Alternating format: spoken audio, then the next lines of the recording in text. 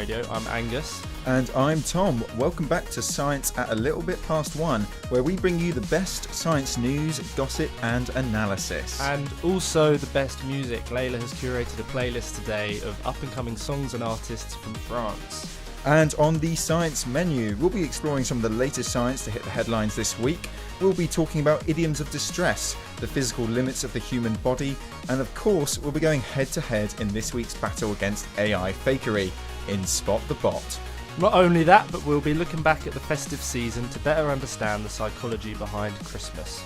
And that's all between now and 2 here on Science at 1.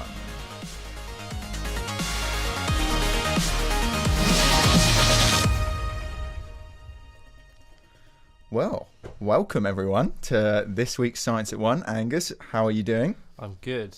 Science at a little bit past 1. It's becoming a theme. Yeah, it's the new theme of this term, Science a little after 1. Today we had a bit of a mic issue, which was quite hilarious, and but luckily we managed to bring someone in, and it just wasn't plugged in. So that's really the scope of our expertise. Turned it off and on again. Yeah, I mean that didn't help in this case. No. But yeah, you cycled in today, Angus? I did in Stormyshire. Managed to get in all right. You'll be all so pleased to hear. Did get stopped at Buckingham Palace though, because the horses needed the road. I'm not quite sure what was going on, but I was told to wait by a policeman. And we had to wait for the horses to come by, so I was kind of stood there in the cold for like 10 minutes whilst the horses trotted on by. Were they carrying anything or pulling anything? I'm not sure. It looked pretty top secret. Oh. I probably said too much already, to be honest. Okay. Equestrian espionage. Equestrian espionage. That sounds like a good topic for the news. Equestrian espionage, if there is such a thing. Yeah, and we'll get on to the news very shortly. But I think first we'll play some music, right? Yeah, sounds good. So this track is by Joe Basin, and would you like to introduce it, Angus? This track is called Si tu n'existais pas. My French isn't so good, but I'm going to guess it's something about you don't exist. Yeah, something... And you didn't exist. Something about you not existing and has and in it. Yeah. I'll tell you what, if there's any French listeners out there, you can email us via science19@gmail.com. You can correct us. But yeah, let's listen to the song. And tell us what that means. Please.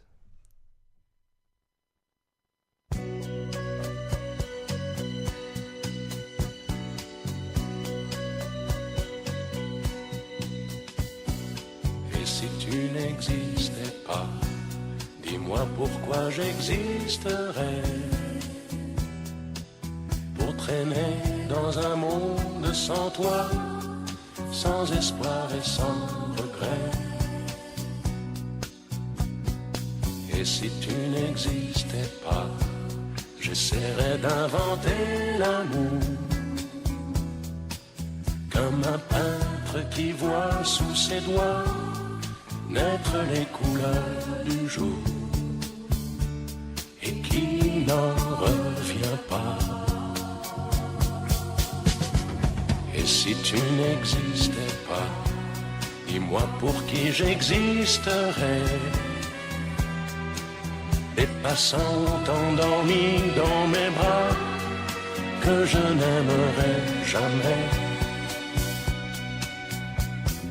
Et si tu n'existais pas, je ne serais qu'un point de plus dans ce monde qui vient et qui va. Je me sentirais perdu, j'aurais besoin de toi.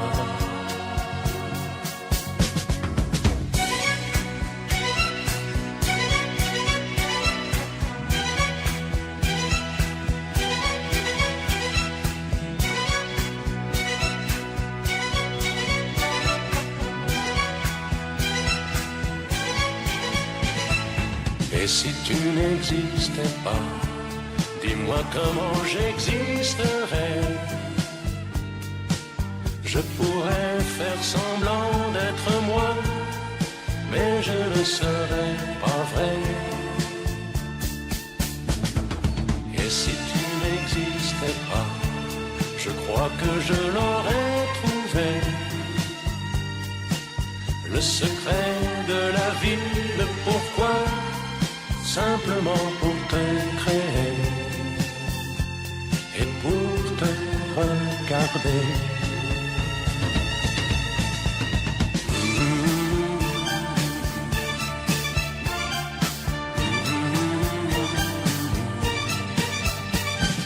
Et si tu n'existais pas, dis-moi pourquoi j'existerais.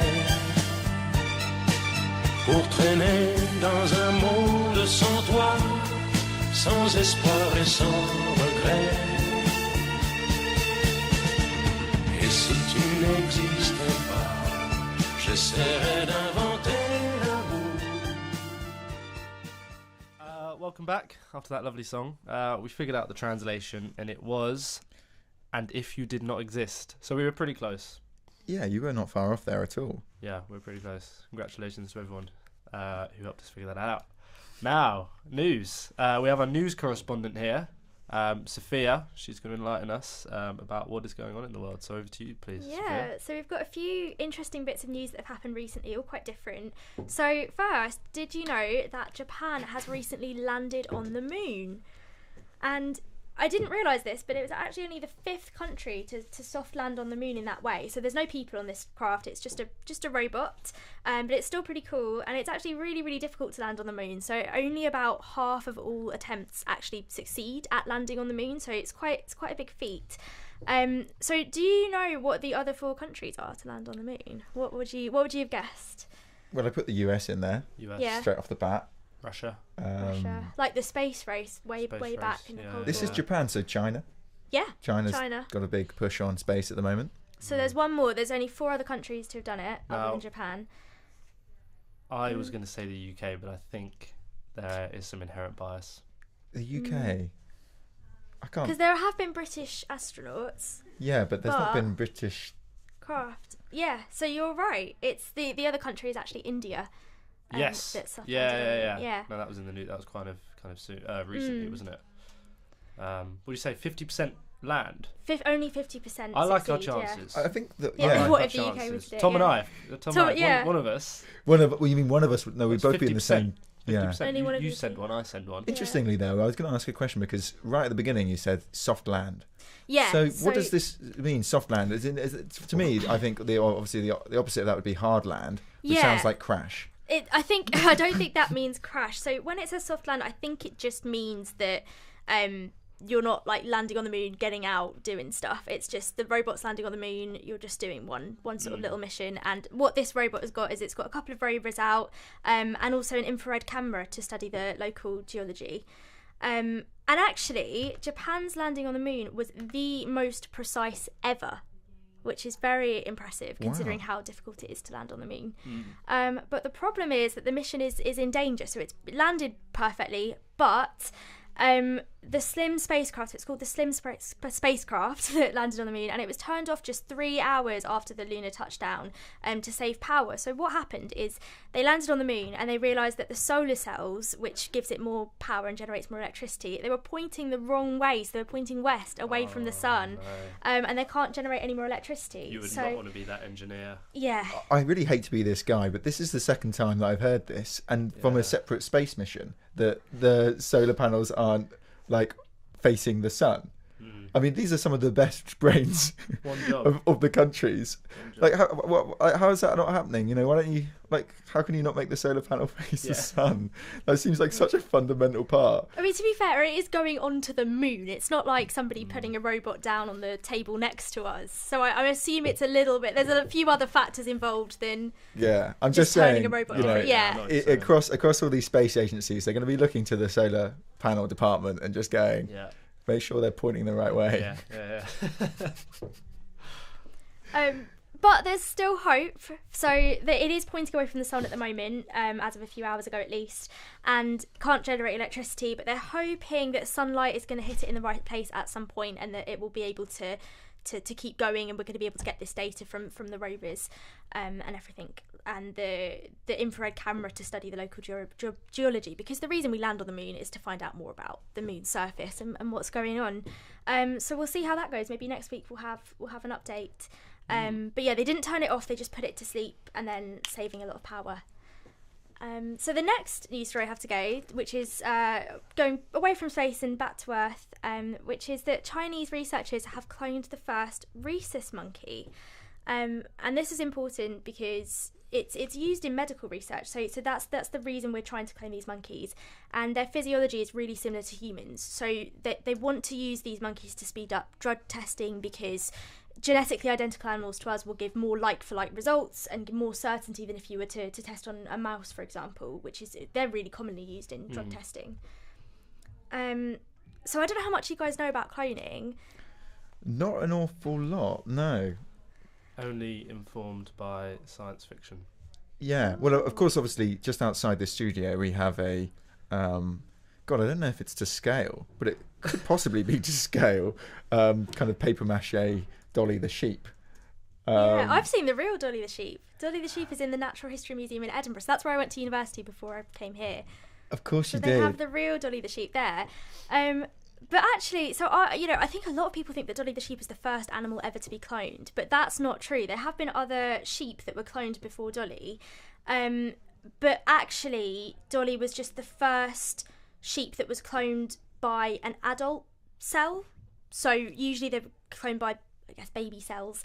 And cloning is actually really, really unsuccessful in a lot of attempts to clone. So only 1 to 3% of cloning attempts actually work, and they're born healthy. And sometimes they die sort of shortly after. So it's really difficult. And what happened with this monkey that they've cloned, the rhesus monkey that was cloned in China, is that there was a lot of failed rhesus attempts. It was only 2 years ago that after a couple of years of trying, that they were able to actually produce a rhesus monkey. But what happened was that the placentas weren't reprogrammed properly by the cloning process, so they weren't growing healthily in the womb. And what the researchers did was they made a cloned embryo, so they did the cloning process, and then they had a non-cloned embryo, so just one that was sort of produced more normally, and they hollowed out this non-cloned embryo and then put the cloned cells inside to create this sort of hybrid embryo, and then that's placed in a surrogate monkey, and then what is birthed is a clone. It's amazing science. It is amazing science. It feels, like it is very like science fiction. I think the question though you said at the beginning there, it's part of potentially like drug development, and there's like this likeness, genetically speaking, between humans and monkeys. But why? I mean, there's the argument in itself of whether that's ethically right.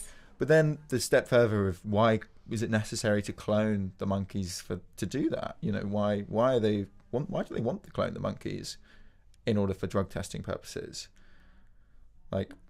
So I'm not 100% sure on this answer, but I think it would be. I think it's to control everything. You know, having as much variables controlled as possible. That's what I think it is. But I would need to. Maybe I'll fact check that and come back into the studio later. Because I don't want to say inaccurate science on this show. Science at One. That would make a lot of sense. Yeah, that's controlling. What I think it is. For genetic variation. I know, my heart goes out to the rhesus monkeys though. Yeah, and lots of animal welfare groups have complained, but obviously I think there's sort of, from my point of view anyway, I think there's a couple of different levels of testing on animals. So I think in the past, especially maybe 10 years ago, it was much more common to test things like cosmetics on animals. Whereas this is to test for drugs that could help cure cancer, cure lots of different diseases that are really badly impacting humans. That is an ethical It's an ethical dilemma. Yeah. The weird thing is, we could spend the whole... The weird thing is, I remember having this debate in class in year 6, so when I was 10 years old, and we did this, so, like, should things be tested on animals? And I think the class did come to the conclusion that it's all right if we're trying to cure things like cancer, but it's not okay if you're testing the latest mascara. I think that was the conclusion we came to. And then we also talked about capital punishment. And then I'm realising these are big topics for 10-year-olds. Like, we're struggling with these topics at the moment, and we're like in our mid-20s. These are huge topics Yeah. for year 6. I can't remember having any discussions Yeah, like that. it stuck with me all these years later, because I remember thinking, I think I'm a bit young to talk about capital punishment. Yeah, my Yeah. God. Can you imagine that coming home, Yeah. you know, coming home to your parents or whatever and being like, oh, what did you learn today? And be like, being pro capital punishment. Yeah. Do you reckon they like divided you up in teams of like you're for and you're against? Maybe. And we did a mock You election can't in do year that. 6 as well. I was Nick Clegg. Oh, really? I had a Nick Clegg mask and everything. I remember those were the big topics we covered in year 6. Oh my God. I won. Oh, Nick Yeah, Clegg, I won really? You won as Nick Clegg. I won the school election. That's amazing. Yeah. He should add Yeah. that to his CV. He should add that. I think it would be quite impressive. I think Yeah. it might give him some good publicity for once. And then we've got a final news story, which Angus and I were chatting about before the show, which was that a new colour is needed on this big artwork called the Climate Strike. So you would have seen this probably. It's especially around the annual COP climate conference. There's loads and loads of red and blue vertical stripes which are lined up next to each other.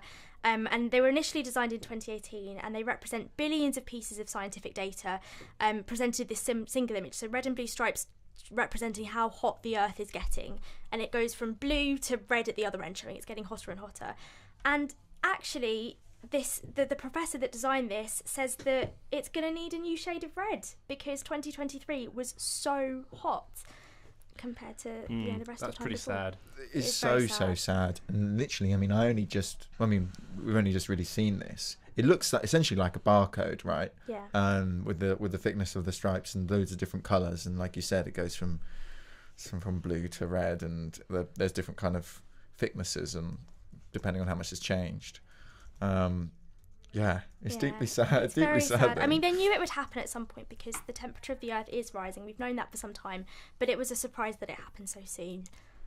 Yeah. How long ago was this artwork released? 2018, 2018, I think, yeah. isn't it? And it's after this year, after 2023, that they're going to need a new colour if they want to redo the artwork. We're going to need to get some new red in here. Yeah. Oh gosh. Yeah. So that's quite a sad note to end the news on. Well, we got to hear but- it. You know? Gotta hear We've it. got to hear Yeah. that, and it's been. Thank you very much for the news. So we have learnt that if you want to try and clone a rhesus monkey, it's going to be very difficult. In fact, you've got more success or higher probability of success at landing a rocket Yeah. than you are cloning a rhesus monkey. Yeah. Blimey. Yeah. And climate change continues to Yeah. suck. Hopefully, the success of climate change will be closer to the success of landing on the moon than cloning a monkey. We will hope for that. We will go for that. Yeah. I'd take that. I Yeah. think that's the metric we should judge all things on from now on, all probabilities. Yeah, for sure. Right, so shortly we'll be playing a little piece about Christmas, but first we're going to go back to another piece of music, and this is from Joe Bassin again, and this one's easier to potentially translate. It's called Les Champs.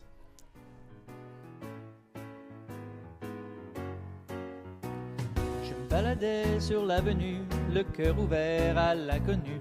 J'avais envie de dire bonjour à n'importe qui. N'importe qui, ce fut toi, je t'ai dit n'importe quoi. Il suffisait de te parler pour t'apprivoiser. Aux Champs-Élysées, aux Champs-Élysées, au soleil, sous la pluie, à midi ou à minuit, il y a tout ce que vous voulez aux Champs-Élysées. Tu m'as dit j'ai rendez-vous dans un sous-sol avec des fous qui vivent la guitare à la main du soir au matin. Alors je t'ai accompagné, on a chanté, on a dansé et l'on n'a même pas pensé à s'embrasser. Aux Champs-Élysées, aux Champs-Élysées, au soleil, sous la pluie, à midi ou à minuit, il y a tout ce que vous voulez aux Champs-Élysées.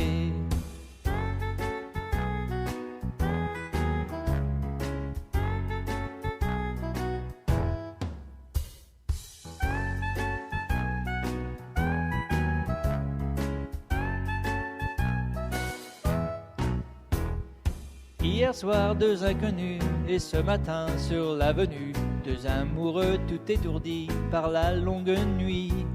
Et de l'Étoile à la Concorde, un orchestre a mis le corde. Tous les oiseaux du point du jour chantent l'amour. Aux Champs-Élysées, aux Champs-Élysées, au soleil, sous la pluie, à midi ou à minuit, il y a tout ce que vous voulez aux Champs-Élysées, aux Champs-Élysées, aux Champs-Élysées, au soleil, sous la pluie, à midi ou à minuit, il y a tout ce que vous voulez aux Champs-Élysées.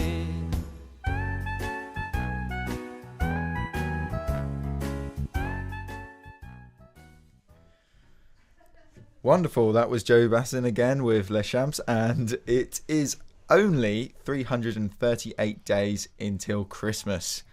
That came around quick. It did come around quite quick. Oh, Brian is putting his thumb down. I think we've got a Grinch in the studio, ladies and gentlemen.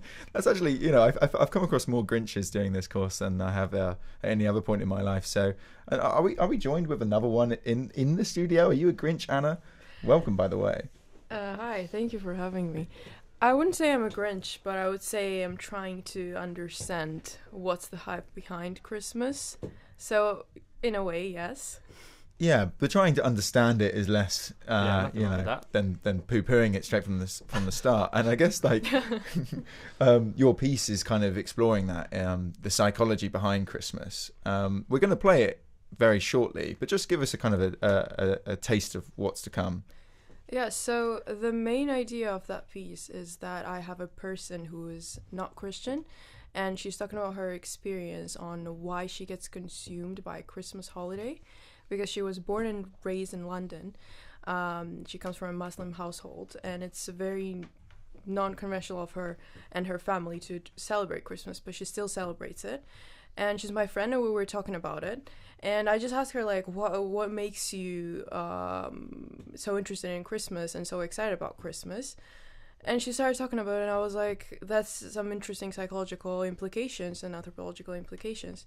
And probably there's marketing behind it, because marketers and advertisers really manipulate us. So that's what the piece is about, trying to understand why this person gets consumed by this holiday. That sounds really good. Yeah, that sounds I'm keen. fascinating. Let's give it a play. Enjoy.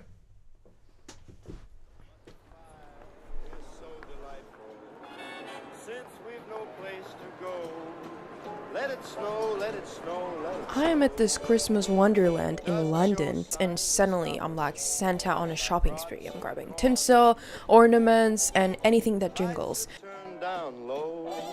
Let it snow, let it snow, let it snow. Frank Sinatra's Let It Snow is on repeat, and I'm feeling the festive atmosphere. I would say people during Christmas don't really care about the product, but about the experience and the feelings that the purchase of the product delivers to them. Beyond the enchanting realm of department store glitz and glamour, here's a reality check into what's really going on. This is Elena Chochia, an expert in marketing strategy. We often create storytelling that transports consumers into a festive world, or we try to play on feelings of togetherness, family, and joy. Nostalgia and tradition play a significant role because they bring back memories, and they raise very positive feelings, and hence kind of create an emotional attachment between the consumer and the brand. So we open our wallets generously during the holidays, thanks to clever marketing that links shiny products on the shelves with our beloved Christmas traditions. A psychologist, Mariam Khokerashvili, shared this observation with us. Christmas traditions and rituals create a sense of cultural identity and shared experiences.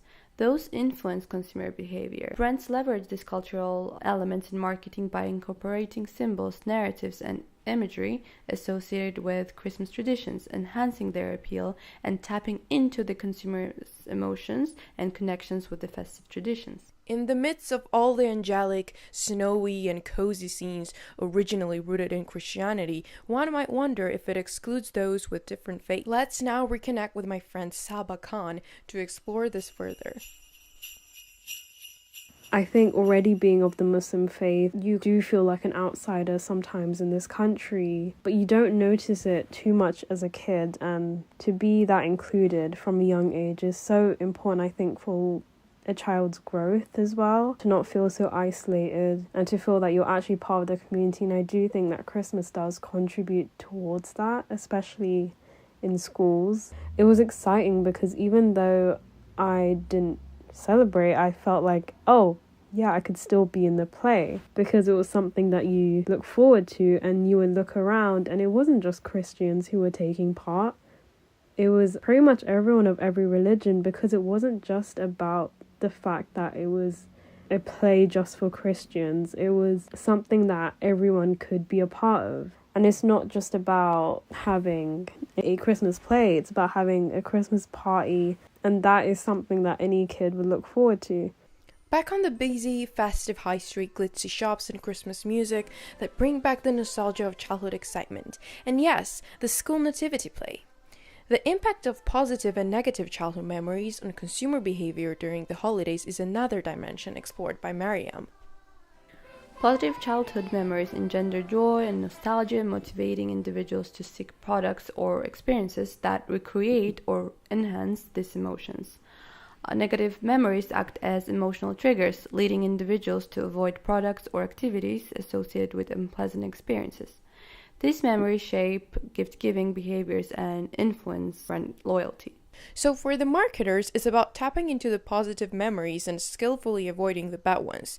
It's about the products, what's on the shelves, but it's also about the overall store ambience with decorations and tinsel everywhere.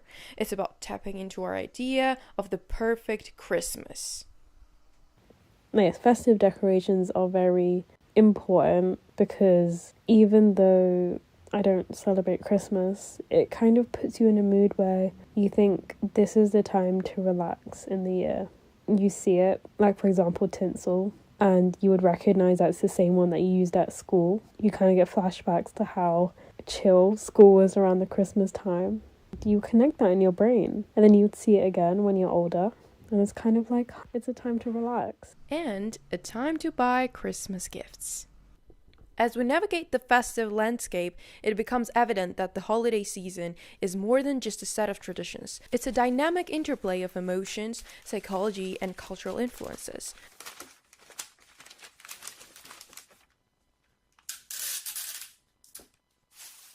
So I would say in general, marketing strategies, and especially marketing strategies tailored to Christmas season and holiday season, leverage on consumers' emotional state and drive engagement through psychological nudges.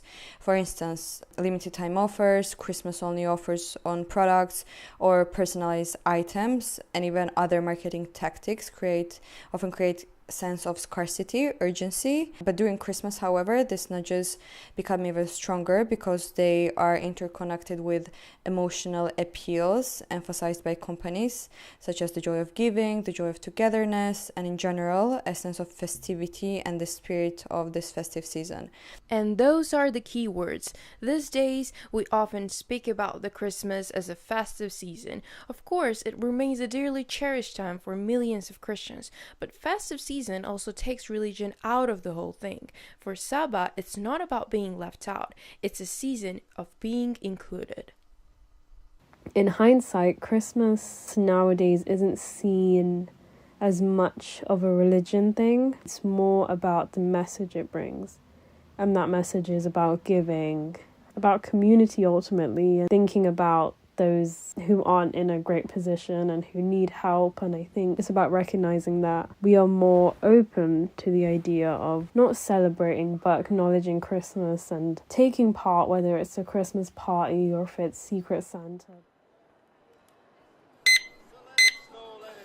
As the last item goes through the scanner, I realize that these aren't just things. They're fragments of joy, tokens of love, and echoes of celebration that go beyond cultural boundaries. So here I am amidst the cheer and the hum of the seasons, bags full, because in the end, Christmas isn't just about the things we buy, it's about the warmth we share, the moments we create with each other, and the joy we find in giving.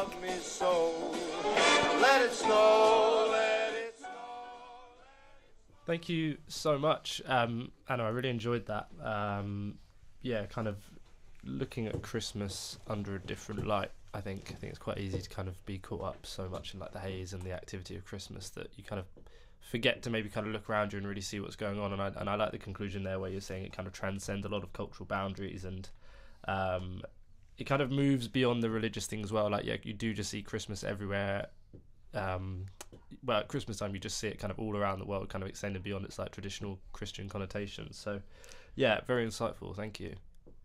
Yeah, again, I really enjoyed it, and I love the little conclusion there. It's nice to end quite joyously, I suppose. And again, I mirror everything that Angus said there about, I think it has, for a lot of people, transcended its religious roots in Christianity, and I don't see that as a bad thing when it comes to inclusion and making it about, a period of rest and family and friends. And but it was interesting that you dived into the kind of the psychology of deployed by marketing teams and advertisers. What kind of led you to kind of go down that route?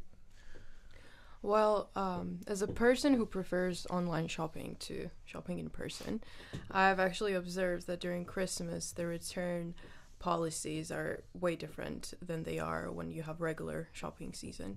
For example, during Christmas, they have like a month so you can return an item for things that you could return only in like 2 weeks. So I was just thinking about that kind of nudges that marketers use so that we're pursued to buy more things during Christmas. And that's kind of where it all started. Also, you see Christmas themed everything, just same thing that you might just pass without buying or without looking, and you're like, oh, this has a Christmas package and it's just a limited time deal, so I want to get this, but why? Yeah, it's funny you say about the return deals. There's that meme that goes around Christmas with jewelry shops, and there's like a long big queue of people outside, usually men outside, and then the next day it'll be the people they've given the gifts to queuing with their receipts in their hands, waiting to exchange them. But yeah, what for you was the most kind of interesting thing that came out of your talks with about psychology and about the ways that they try and sell things? Well, I think the most interesting part to me is that everyone in some way is trying to connect to their inner child, because it's all about memories and it's all about being in a community, and the first community you are part of is your family. So it's kind of reminds you that what humanity is all about in a way. So that's the hype behind Christmas. It's about loving people around you and being part of something you like, and that somehow connects to you being a child. So that was interesting to me. And actually, we talk about the kind of the first community people have, and actually a lot of people may not have those families as their first communities. And there's definitely that element of kind of inclusion and exclusion. And there was a part in there, I can't remember who it was, but they were talking about kind of recreating or enhancing previous emotions, and it kind of felt like you're chasing a high almost. You're kind of trying to chase and recreate something that you had as a child. And I think I notice it now that I've got a little niece, is that you kind of pass on the torch or something. I don't know what the phrase is, but I'm now I'm over Christmas, but I'm just trying to make it special for her, and also like my grandma. Do you know what I mean? I kind of take a step back now, and I think you're right. It's they're tapping into those sort of emotions you have as a kid about how special Christmas is. And interesting stuff. And how did you find the technical aspect of kind of recording and editing and all those sorts of things? Well, it was really hard for me to record the part when the marketer is talking, because it was done in her office, so there was lots of background noises going on.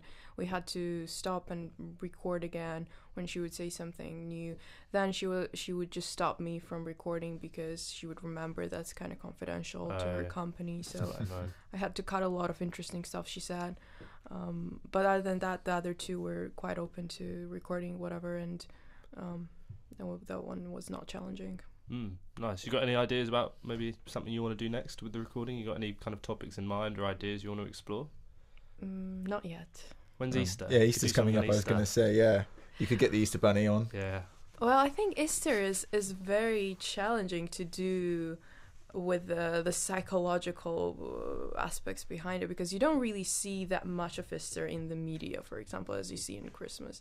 You see Christmas movies, everyone watches Christmas movies, but I can't think of Easter themed things that are big everywhere except in the West. So I think that's a bit The gap in the market, maybe, for some filmmakers out there. maybe, yeah. Capitalising on Easter. A little bit more capitalising. Also, it's very different, and it varies how we celebrate Easter. Even though, for example, I come from Georgia, but we celebrate Easter very different compared to how they celebrate it here. How so? We don't have an Easter bunny. We don't have the funs of Easter, the fun that kids have. We don't have that. The Orthodox Easter is like you just Strictly no fun. you just go to your family members' graveyards and you actually pay respect to them, and it's all about paying respect to your ancestors. It's not about Easter bunny or. It's not about just stuffing your face with chocolate. No. It does sound a lot more, respectful than what we do here, I have to admit. Yeah, that's a tough one, isn't But it? we don't have colorful Easter eggs either. It's all red. So that you remember kind of the tragic story behind Easter. It's a very Blimey. Yeah, it is tragic, but he comes back to life. You know? Yeah. So it has a happy ending, but I think I'll stick with the chocolate eggs. I guess there's cultural implications because Eastern Europe is quite. If you look at even the literature, it's quite depressive, and there's some kind of difference in that. I think it's important to be aware of these differences before you next time you're in Georgia and you're celebrating Easter, you don't want to be culturally insensitive, running around with colourful eggs and bunny ears. Well, thank you so much for sharing your piece and for sharing your insight there. That was really fascinating. We're going to play another bit of music. This time it's Joe Bazin again. Are we promoting Joe Bazin? Is he paying us? May or may not be sponsored by him today. Yeah, sponsored. This episode of Science at One is brought to you by Joe Bazin. Yeah, and he's got another song for us, and this time it's called Salut, which means hi.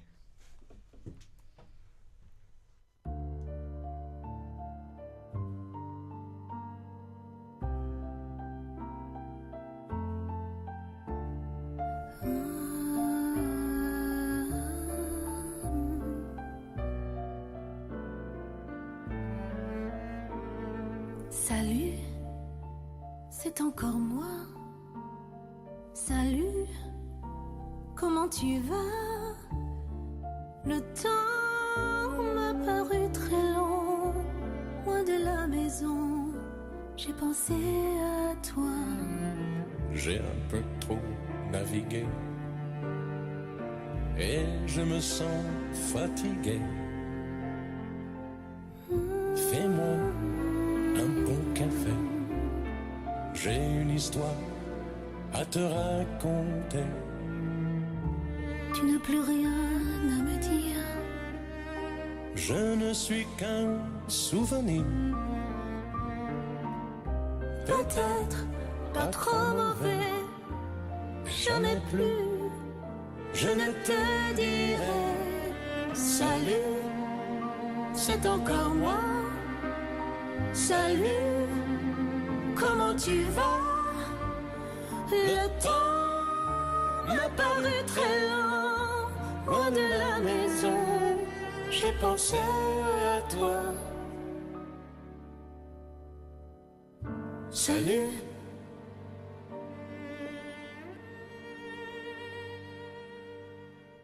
So you're listening to IC Radio. That was Joe Bazin, I don't know, Joe Bazin and Helen Segara. That was the female voice there. So yeah, welcome to Science at One. I'm Angus Goldsmith. And I'm Tom Casburn. Still to come, Hannah will be talking about an ultramarathon her dad just completed.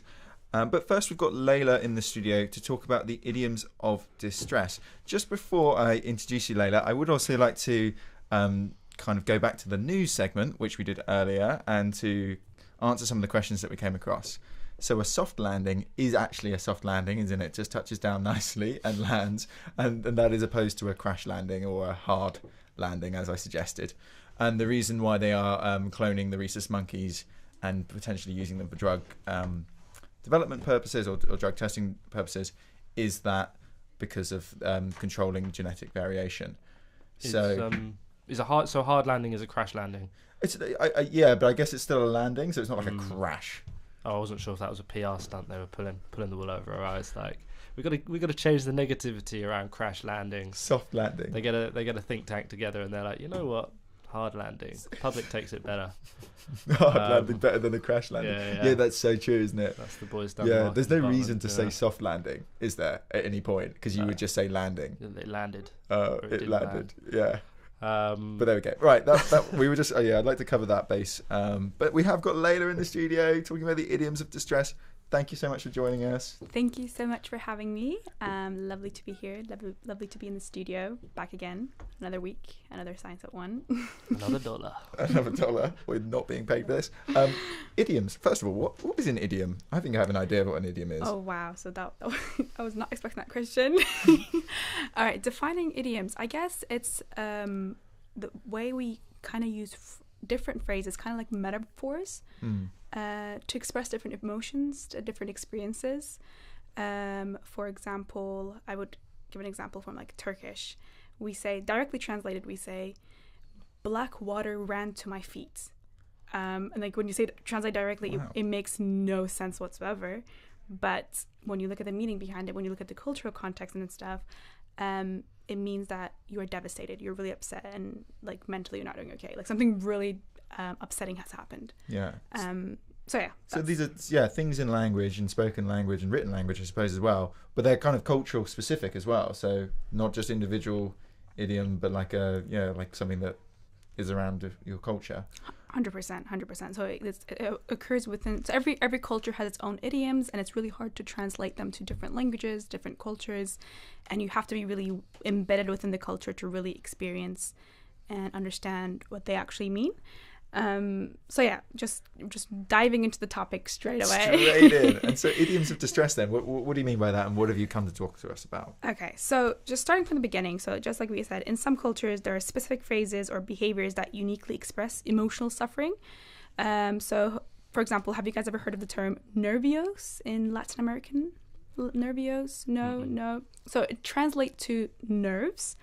But it's more than just being just nervous. It encompasses a broader state of emotional turmoil. It shows how cultural context can give a whole new meaning to what we might think is a familiar feeling. So like, do you guys, by any chance, do you guys speak any other language other than English?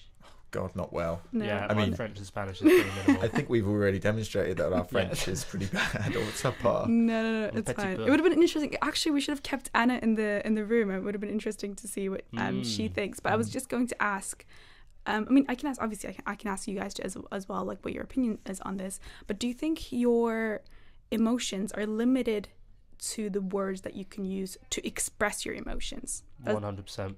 You think so? Yeah, 100%. absolutely. Yeah. My girlfriend did her dissertation on that. I've forgotten the word. She's going to kill me. It's like the young kids' vocabulary to kind of discuss how they're feeling, and if they don't have the words to discuss how they're feeling, it's very difficult for them. Well, to tell someone how they're feeling, what they might need, how you can help them. So, emotional regulation, something like that. Yeah. Super interesting. The irony that you've forgotten the word. Yeah, that is ironic, isn't it? This topic came up when I was just randomly having a discussion with Abby, and we end up getting into really deep discussions randomly with her. But it's really good that, it helps with our Science at 1 topics. But yeah, so I was not sure actually, because I'm bilingual. I can speak both Turkish and English, and I would say I can speak them fluently equally. So they're like, I know them. I'm native in both languages. And I have the struggle of not being able to express my emotions in English. Like I have those feelings, but I don't have the words to express it in English. And I always had that issue. And so during my undergrad, I found out this term, this concept of idioms of distress. And again, so So this is how, the thing that we've just mentioned earlier about how different cultures express their. And so these things are kind of like, they're critical to understanding your internal like feelings and Yes. also like your mental health. 100%. So what has happened is, so I'm just going to go back to my script here.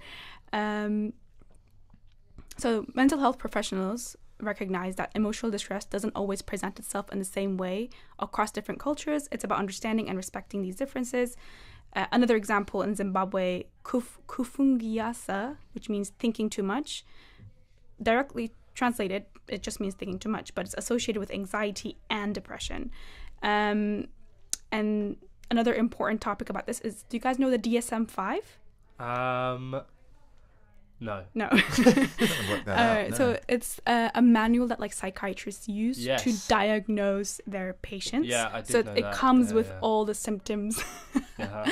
It comes with all, so every condition has like symptoms underneath, and it tells basically how you should be diagnosing, what illness has what symptoms, and helps psychiatrists with diagnosing their patients. And so the DSM-5 basically tried to incorporate culturally specific symptoms of mental illness, so basically idioms of distress, within their book, which was a really big step. And the approach wasn't as effective as hoped. So cultural psychiatrists have pointed out that DSM-5 tends to treat these cultural expressions as static. So what I mean by that is almost like museum exhibitions. So like they just placed it in the book, and psychiatrists only just take it as it is. They don't appreciate the fact that these idioms of distress change over time. Like the experience change. It's not always static. It's not always the same. It evolves. So it makes it very hard to kind of document in a book. Yes, and so it kind of shows that we need a more dynamic approach to mental health that adapts cultural diversity. But yeah, so that's the story behind idioms of distress, and why we should appreciate it and we should be aware of it. I think I guess within our own context, within our universities and like mental health support systems that we have here, it's important to incorporate these and be aware of it. Obviously, I don't know if you guys are aware, but like there obviously when students have mental health issues, there are services within the school, within the universities around the UK that you can go to, and it's really important that these are like appreciated, and these are like the people who are in power are aware of these. But yeah, that was the story of the day about idioms of distress. I just want to bring awareness to idioms of distress. No, and you've done exactly that. Thanks so much. Yeah, it is. Definitely learned something, and it kind of reminds us just how diverse and emotional and complex our world is. Yeah, exactly. Yeah. And the fact that, these things, I mean, the first step is awareness of them, but then, these things have got to be, they've got to be institutionalized, they've got to be, in the system, and there's got to be a broader awareness of it. Yeah. But there's also the professionals have got to know it, be aware of them, and people that are experiencing difficulties in expressing themselves through the language, especially if it's not their first language. Yeah. Need to be able to reach out and talk about this. So fascinating stuff. Yeah, thanks. I'd love to learn more about it, and I'd love to hear more idioms, or from different languages as well. Maybe we can make it like a series. Every week I come with like a new idiom. Yeah. And then we work out what it means, or I've been racking my brains now because I'm from East Anglia in Norfolk, and we have lots of interesting kind of quirks in our speech, but none of them I don't think refer to stress. Do we have any idioms in English that we use to express our sadness? Maybe any emotion, like. I'm just thinking Cockney rhyming slang, but I'm way off here. I'm way off. But if anybody knows any, you can get in touch. Oh, head over heels. Head over Head over heels. That's a lovely one. Yeah. That's a lovely one. It's not distress though. Yeah. Fell head over heels. But I can't think of anything to express sadness. I can think of like happiness. I'm over the moon. I'm really happy and all that. But what did they say? He's got the old dog or something when they're talking about depression. He's got a case of the old dog or something. They say that I've never heard that. Yeah. He's got something. I'm going to see a man about a dog. Means I'm going to do some dodgy business. Yeah, no, not that one. He's got a case of the old dog. I don't know, something like that. But yeah, Layla, thank you so much for coming in. Really appreciate that. Thank you so much for having me. We're going to go on to our next track. It is Joe Bassin. It must be his anniversary of death or something. Yeah, we have found out that he may or may not be with us anymore. Yeah, his sponsorship is limited. But we are celebrating him through our selection of music today. This is Siffler sur la colline, and it's by Joe Bassin.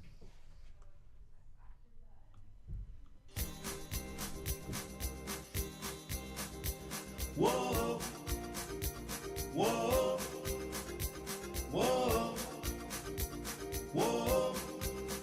Je l'ai vue près d'un laurier, elle gardait ses blanches brebis. Quand j'ai demandé d'où venait sa peau fraîche, elle m'a dit: c'est de rouler dans la rosée qui rend les bergères jolies. Mais quand j'ai dit qu'avec elle je voudrais y rouler aussi, elle m'a dit d'aller siffler là-haut sur la colline, de l'attendre avec un petit bouquet d'églantines. J'ai cueilli des fleurs et j'ai sifflé tant que j'ai pu. J'ai attendu, elle n'est jamais venue. Zai, zai, zai, zai. Zai, zai, zai, zai. Zai, zai, zai, zai. Zai, zai, zai, zai. À la foire du village, un jour je lui ai soupiré que je voudrais être une pomme suspendue à un pommier, et qu'à chaque fois qu'elle passe, elle vienne me mordre dedans. Mais elle les passait tout en me montrant ses jolies dents. Elle m'a dit d'aller siffler là-haut sur la colline, de l'attendre avec un petit bouquet d'églantines. J'ai cueilli des fleurs et j'ai sifflé tant que j'ai pu. J'ai attendu, elle n'est jamais venue. Zai, zai, zai, zai. Zai, zai, zai, zai. Zai, zai, zai, zai. Zai, zai, zai, zai. Whoa, whoa, whoa, whoa. Elle m'a dit d'aller siffler là-haut sur la colline, de l'attendre avec un petit bouquet d'églantines. J'ai cueilli des fleurs et j'ai sifflé tant que j'ai pu. J'ai attendu, elle n'est jamais venue. Zai, zai, zai, zai. Zai, zai, zai, zai. Zai, zai, zai, zai. Zai, zai, zai, zai. Whoa, whoa, whoa, whoa, whoa, whoa, whoa, whoa. Thank you. That was Siffler sur la colline by Joe Bassin. Hannah, I don't know if you want to translate that for us. Can I see it written down? Could I? What is it? Siffler sur la colline, to whistle on the hill. That's what it is. Wow. Yeah. We pronounced that perfectly, didn't we? I thought you did a beautiful job. Siffler sur la colline. That was pretty good, actually. That was pretty good. If you say it fast enough, it won't notice. No. What a way to introduce Hannah, everyone. Hi, it's me. I'm back. Hello, everyone. Welcome. Lovely to be here. Wonderful to have you on the show. And you're doing a double feature today. I am. I'm appearing twice in a row. I'm so sorry, everyone. Yeah, we've got you for an undetermined amount of minutes. But first, you're going to talk to us about something that your dad has just completed? Just completed, yeah. He completed it on Sunday. So I don't know if you guys had any New Year's resolutions this year. Did you have anything in particular, maybe? Oh, yeah. I've been on a massive fitness hype. Yeah? Huge fitness hype. Doing loads of new things? I did some swimming this morning. You did some swimming this morning. That's good. Yeah. My resolution is to eat more noodles. More of them. More noodles. I think I should eat less of them. More frequently, or just more in the bowl at one time? Every definition, more noodles. I want more in the bowl. I want to be eating more noodles. More pot noodles in your life. Yeah. So you're carb loading. Yeah. Well, this sounds like sporty things is what I'm getting, which is great. It's a great little segue there. So my dad, for the last year or so, has been wanting to complete longer and longer races. So he did a marathon in 2018, and then you'd think, oh, that's it, you finished with a marathon.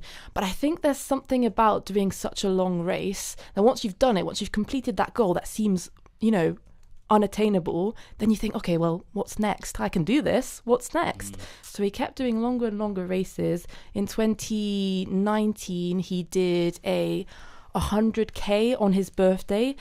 He said he joined it because it seemed like a sign because it was on his birthday, which is nuts to me. That just tells you a little bit about his character. Yeah. And he's been training for a while also, for a year, to complete the Spine race. I don't know if you guys have heard of it before. I've not. I have not heard of it. Not until today. Not until today. So over the last week, runners have been, about 250 odd runners, have been running up the UK, essentially, along the Pennine Way, which is an amazing walk to do. Usually it takes 2.5 weeks or so, but they were running it. So I don't know if you've ever heard of fell running before.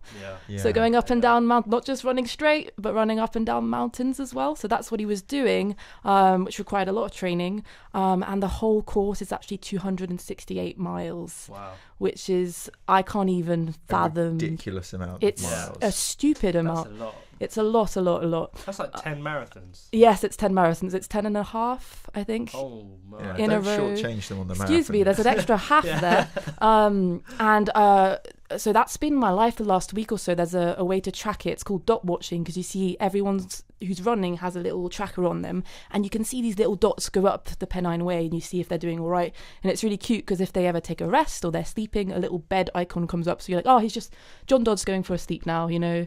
And then you see sometimes that they're running with someone else next to them, or you're like, oh, maybe he's got a buddy now and they're going to do this leg of the race together for a bit. Or, oh, they're near a checkpoint soon, maybe they'll be able to sleep for like an hour or something. When you say that you can see them sleeping, is that, has he said something to say that he's sleeping, or is it just like they've stopped moving? This is a really good question. This is something I'm not 100% sure on, and we've debated it in my flat because one of my flatmates is a long distance runner and volunteered for it, I think, last year, because there's loads of people that help along the way. So there's a little bed icon and it says not moving. And the thing is, to do this kind of race, because the weather is crazy, you've seen how bad it was this week. They're going up mountains, it's slippy, there's snow, it's icy. You need to be careful. You need to constantly be in contact with the HQ and with the helpers out there. So you need to let them know. So for instance, if you haven't been moving for a while, it's not that you have to say I'm sleeping, but you do need to call in and say, I'm planning on doing this, or I'm okay, you don't need to come look for me. Because if you're not moving and in a bit of a random place, like not a checkpoint, what is really good is they'll come and check on you. But sometimes because it's high up a mountain, it's not the easiest thing to do. So it's better that you can let them know, hey, I'm just going to take a nap. I've not fallen. I'm just going to take a nap. But it's not uncommon for people to fall, because about half of the people have to retire because it's too hard, including past winners. To be honest, if you're trying to win it, it's a different race. My dad, for instance, just wanted to finish it. If you're trying to win it, you're going really fast. You're more prone to injury. So a lot of people have twisted an ankle or just are absolutely shattered. You don't really sleep much over the 7 days. So some people just burn out. And so, it's really intense. You say about 50% of people complete it. Yeah. Well, that's about the same percentage as moon landings. So that's saying something. That is saying something. It's saying something. And they and when they run, they have their sleeping bag with them, or they have like a bivvy bag or something. They run in sleeping bags, don't they? Yes, they run in sleeping bags. They hop like little caterpillars up the fells. So there's really strict rules on this race. So you're not allowed to carry any extra things. Everyone needs to be on the same playing field, so you need very specific kit. So you need a bivvy bag, exactly, which is kind of like a little tent sleeping bag combo, which you can just sleep in anywhere you want. Specific foods, you need a specific cup, you need specific layers, and you need a certain amount of food. It has to be a certain weight. And every time you get to a checkpoint, they need to check that you have all those things again before they let you run to the next one, for safety, but also so that everyone is on the same page. You also have a drop bag where you put extra shoes, first aid kit, stuff like that. And that gets sent to the checkpoints. So you can run to the next one and then, change your shoes if one of them's got a hole in it or something.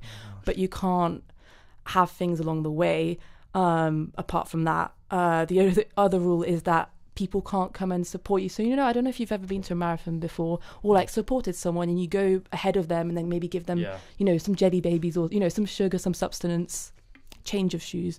You're not allowed to do that here because it would be considered unfair. So if you want to help someone, you can create a stand, but then you have to basically allow everyone to use it. So there's an amazing lady who about 240 miles in, she's called the Lasagna Lady. She 1 year opened her house up, and loads of fell runners, I mean, that's usually people get there 5 days in, 6 days in, are absolutely shattered. They've just gone up a mountain range, do we have that? Fell range. And she's like, come stay. I've got a bed if you want. Here's some lasagna. She's called the Lasagna Lady. Yeah, that makes sense. And a lot of people, their aim is, I just want to get to Lasagna Lady. She's quite famous now, which is.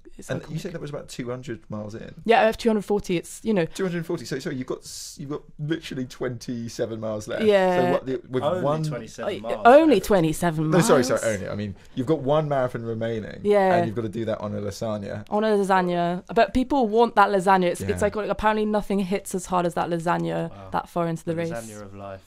It brings you back to life. It sounds like an absolutely incredible race. It's amazing. And he had to do so much preparation for it, as you can imagine. I think on Christmas Day, he was like, I'm going for a run. I said, oh, well, how much are you doing? How are you going? And he was like, oh, I'm just going to do a marathon. I was like, cool. Yeah. A marathon training run. Just a little marathon. Yeah.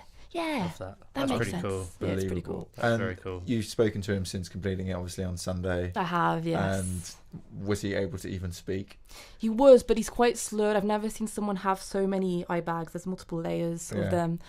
He's quite tired at the end. He had a bit of an escapade where, because it's quite common, which I think was actually quite interesting, so many of them are on so little sleep, it's really common to hallucinate. And so a lot of them were going the wrong way. One guy, unfortunately, couldn't finish. He was 4 miles from the end, but he just wasn't there. He was actually hypothermic because he was cold and he hadn't had enough sleep, and body wasn't working like it should. So all of that's happening to your body. I've looked into it a little bit. Loads of things happen, like your muscles break down, and you have certain levels of, for instance, if you take a blood test of people after a massive run like that, they're so low down. Their levels of muscle breakdown or proxies for that are ridiculously high. It should be at 5,000 units, and it's 100,000 units per litre. So it's craziness. And the body just needs to get better over multiple weeks. That's what it seems to be. And so, that's his agenda going forward now, to rest. I hope so, although he did already tell me, I kind of want to do it again now. And so again, bringing it back to the beginning, once you finish something, you think, what's next? Apparently doing it again in a faster time. Oh, my God. So he's a bit of an extremist, your dad. He just really likes running. He says he gets in his head and stuff. Yeah. Thank you. No, it's not even No. What's his name? John Dodd. Kudos to John. Fair play. Yeah. That is an unbelievable effort. Is he on Strava? Yes, he will be. I hope he put that run up on there. That would be quite impressive, wouldn't it? Yeah, I'm gonna Strava him. You should. Yeah. I mean, I hope he stays on that runner's high for a couple of months at least. Oh, I think he will. And just enjoys it. Yeah, you've earned that, John. Unbelievable achievement. We're coming up to the end of the show now, and I think we're going to have to leave Spot the Bot for next week, which is both saddening, but also, I know there's a lot of suspense building. Give us just a sneak preview of what might come next week for Spot the Bot. All right, so I've asked ChatGPT to generate Taylor Swift songs. Are you guys Taylor Swift fans? Swifties. All right, so I'll give you one to close the show. Would you say this is ChatGPT or a Taylor Swift original title to a song? Champagne Problems. ChatGPT. Nah, it's Tay-Tay all the way. It's T-Swizzle. Oh, Angus, you just got schooled. I think that'll close us for the rest of the show. Thank you so much, everyone, for listening. And we'll be back again this time next week, or 1 o'clock next week, with a bit of luck. Yeah. And if you got any questions you want to ask us, anything you want us to cover, anything, you can email us at imperial1, and those are all letters, then the number 9 at gmail.com. So that's imperial19@gmail.com. It's definitely not Imperial, it's Science 1. Science 1, you heard it here first. Science19@gmail.com. So all that talk of marathons, I'm pretty tired. Yeah. Well, everyone have a great rest of your week, and we'll see you in a week's time. Thank you.